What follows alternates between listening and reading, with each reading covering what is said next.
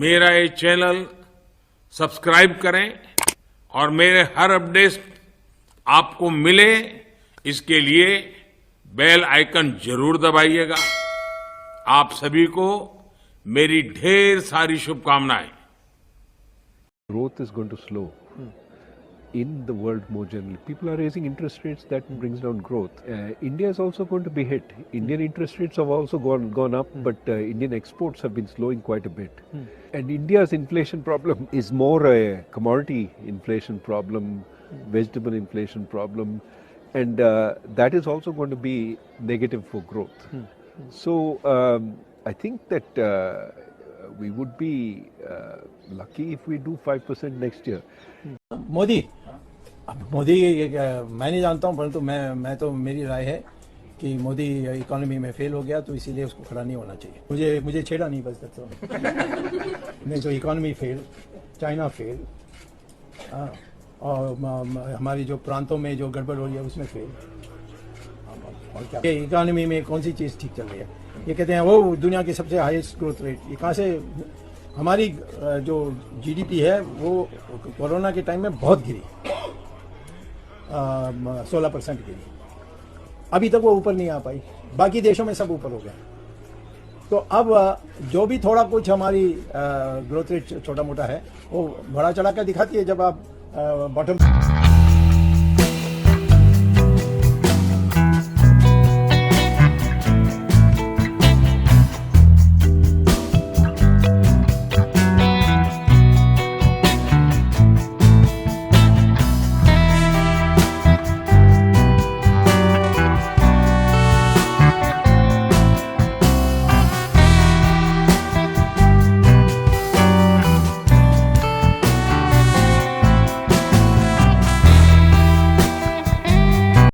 The message from the National Statistical Organization is that the Indian economy is growing in full speed.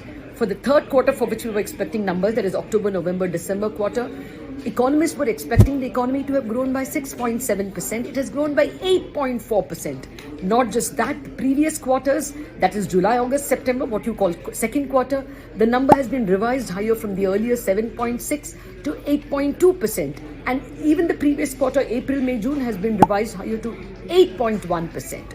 For the full year, the economy is expected to grow at 7.6%. The earlier number was 7.3%. Now, there is a fly in the ointment. For instance, consumption is not growing well. It's grown by just 3.5%. This is largely an investment-led growth because gross fixed capital formation, that's grown by 10.6%. So maybe consumption will start ticking as these jobs create more jobs. For the economy and for Prime Minister Modi ahead of the general elections, an 8.4% GDP growth rate in the third quarter today as per the figures that were released. Quarter one growth revised now upwards to 8.2%, and for quarter two growth for 425 revised upwards to 8.1%, and estimate for 2023-24 now up from 7 to 7.6%. How should we read the numbers? Let's get a quick update from Siddharth Zarabi, our managing editor at Business Today. Siddharth, how do you read these numbers? Are they a big boost to the government? Can the government say, look, the economy is doing even better than what most people think?